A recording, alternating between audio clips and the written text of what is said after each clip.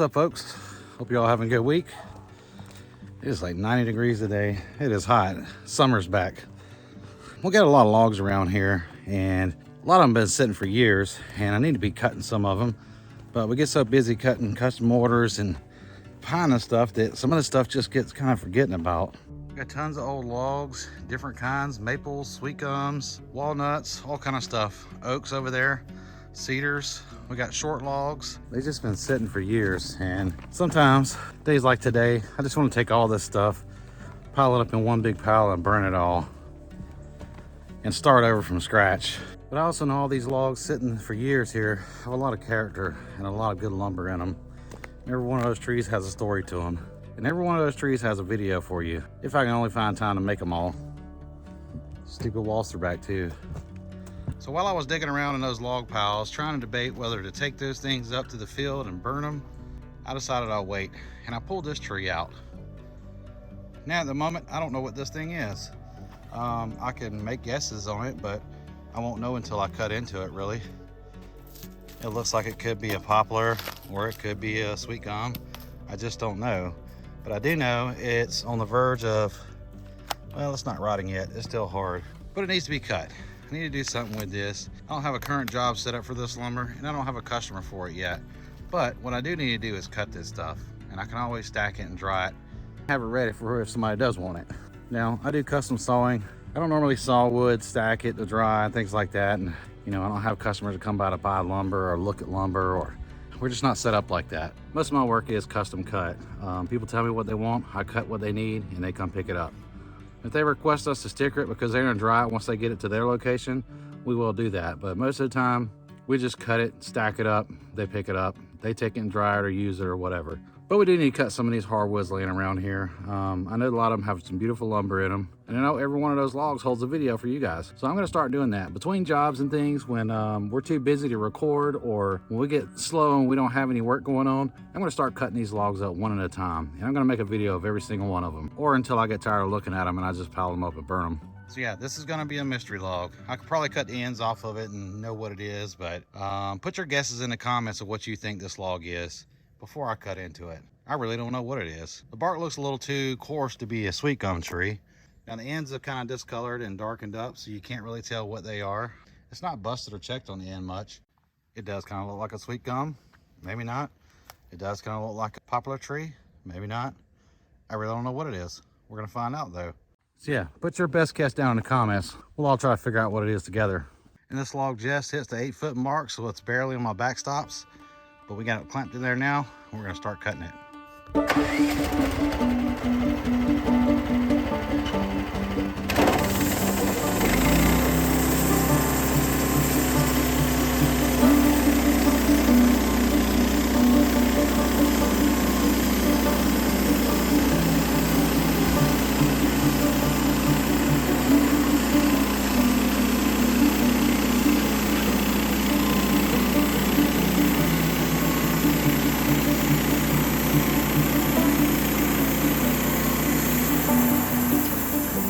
Well, from the looks of the sawdust, I think I know what it is. Can you guess?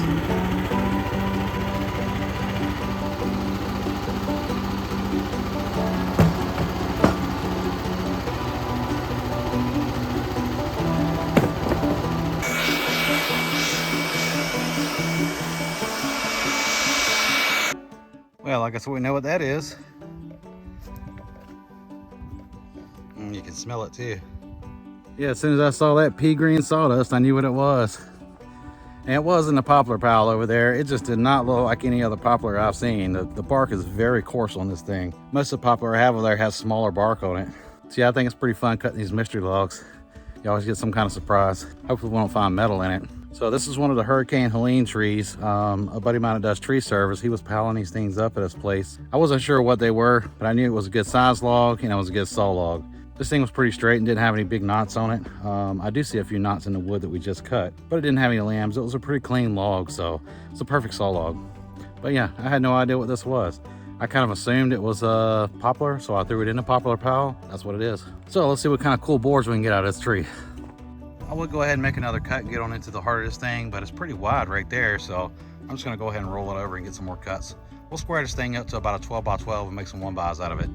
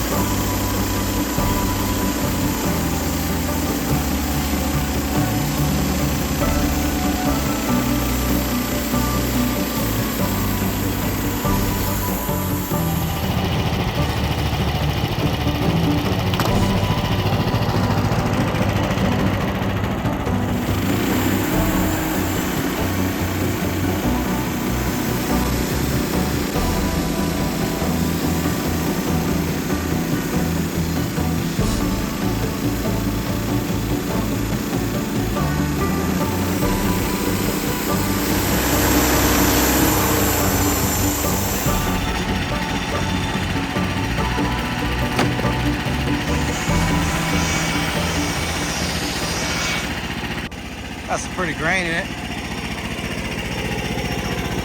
Not quite big enough for a 12 by 12. We're gonna take it down to 10 inches though, and we're gonna get probably 12 boards out of it.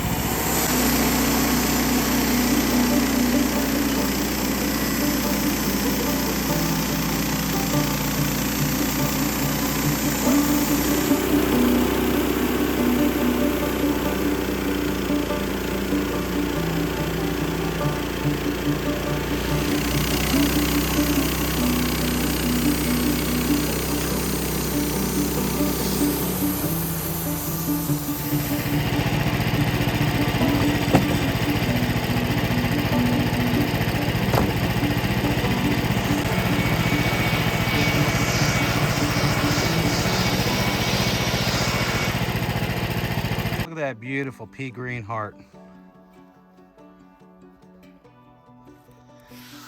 That's a pretty log.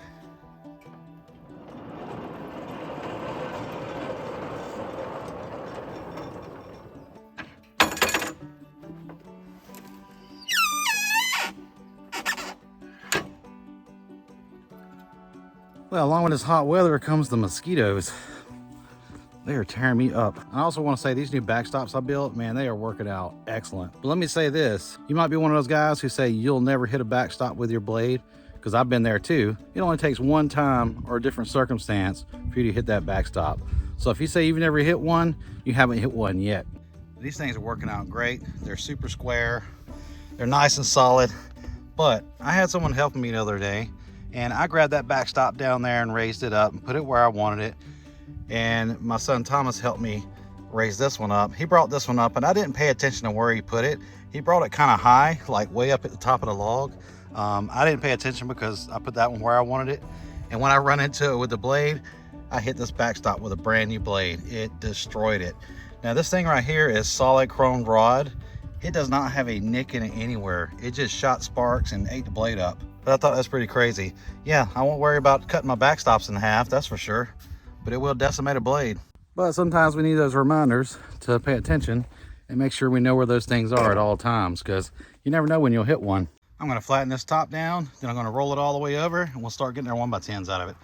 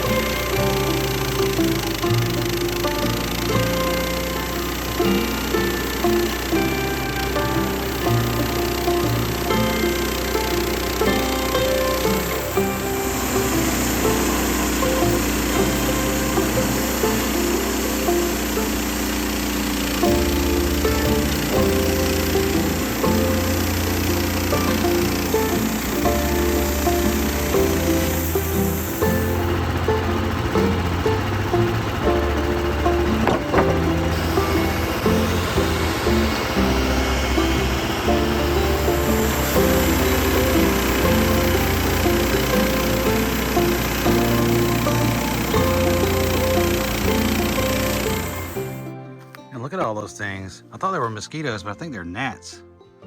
These stinging, biting gnats. Those things are horrible. They tear you up. I was debating to flip this thing over and start getting some 1x6s out of it, but I think it's going to end up, if I do that, it'll be half heart and half sapwood. So I'm just going to continue to cut down like they are. But it's making some really pretty lumber right here. I wish I had some water to dump on there to show you the grain of it. And we do have a little checking right here towards the pith area. We're getting into the center of the log right here in the heart, so it does have a little bit of checking right in the center. We're going to continue cutting it though and just cut straight on down until we finish it out. You can see on this side too, towards the pith here, it gets that little crack, but it gets a little worse right towards the center, but it's okay. We'll still get some lumber out of it, something usable. And you probably already know, if you watch my channel, you know where this beautiful smooth cut comes from. That is from the Cook's super sharp 8-degree blades I'm using. And I can't say enough about those blades. I know I sound like a broken record, but they deserve it because they are some wonderful blades. Call Cook's today if you want some. Use my discount code STANDARD10, get 10% off your next order, and try them out yourself. And while we're on the subject of blades, the last couple of days I've been non-stop sharpening blades. I feel like I've done 100 of them today, today alone. But I'm sharpening a bunch of blades for another guy, which brings the subject up.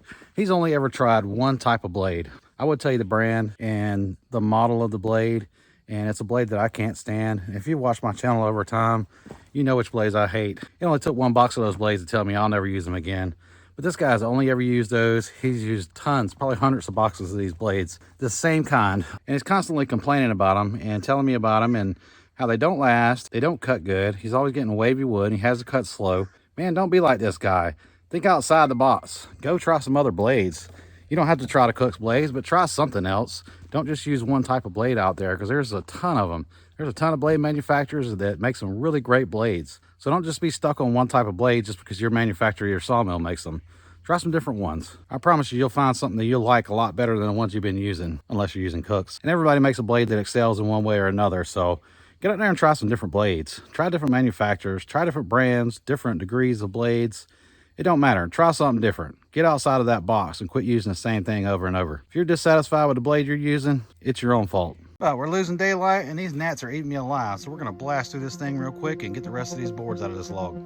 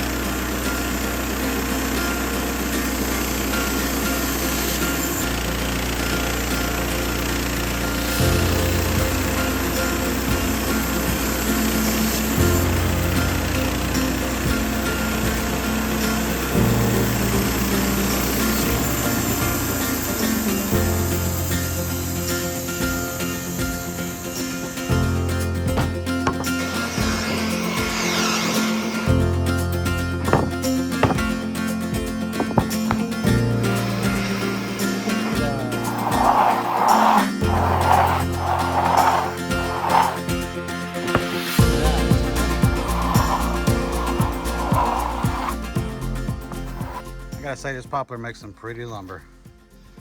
And would you believe most people paint this stuff? It does make a good paint finished wood though, but I just love the grain in poplar. It's so nice. If you could keep those colors in there and build something with this, you can make a really pretty piece of furniture out of this. Ended up with 12 1x10s out of this, 8 foot long, just over 8 foot anyway.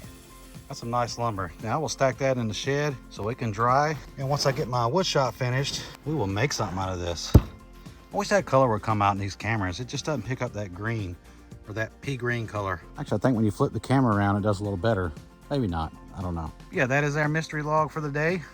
I really want to start cutting some of these logs up, making some kind of lumber out of them instead of trash, because they just sit there, they're gonna rot. Like I said, I feel like some days I just want to pile them all up and burn them just to get rid of them and start fresh. You end up with so many logs, it's annoying. But I gotta keep in mind there is a video behind every one of these logs just for you guys. And I'm gonna try to do them. Maybe we'll do like one a week and do some kind of series out of it. Maybe like a mystery log Friday or something. You guys tell me your thoughts. I don't know, maybe we'll pick one day. Well, maybe we will do that. Maybe I will do a mystery log day.